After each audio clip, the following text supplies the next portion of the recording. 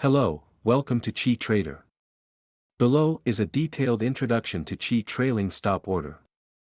Trailing stop order is a type of dynamic stop-loss method that automatically adjusts the stop-loss point based on changes in market prices. This helps to protect profits while minimizing losses caused by market fluctuations.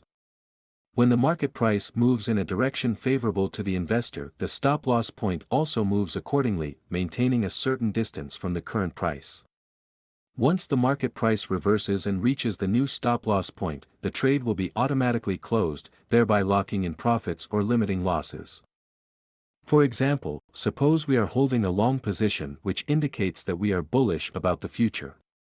The long position's price is $200 with each tick being $1.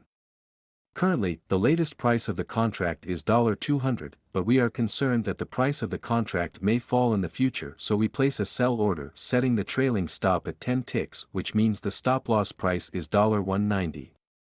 When the latest price rises to $210, the stop-loss price automatically rises to $200. Each time the contract price rises by 10 ticks, the stop-loss price will continue to rise accordingly, maintaining a distance of 10 ticks from the latest price.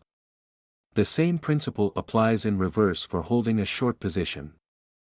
Now, let's place a QIT trailing stop sell order. Select the order type as QIT trailing stop, choose the price type as limit, and fill in the trigger as 2 ticks and the limit as 1 tick. This means that if the latest price of the contract is A, the stop-loss price would be A2. Once the stop-loss price is triggered, the order will be executed to close the position at a price not lower than A1.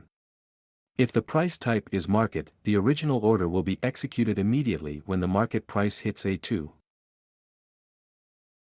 In the order list, you can see the QIT trailing stop order we just placed. When it is a limit order, the type of suborder is limit. When it is a market order, the type of suborder is market.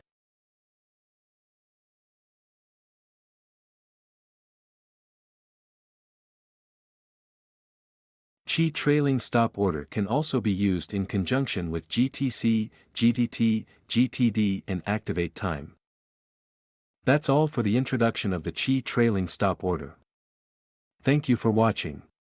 We look forward to you experiencing our product. If you have any questions or need further assistance, please don't hesitate to contact us at any time.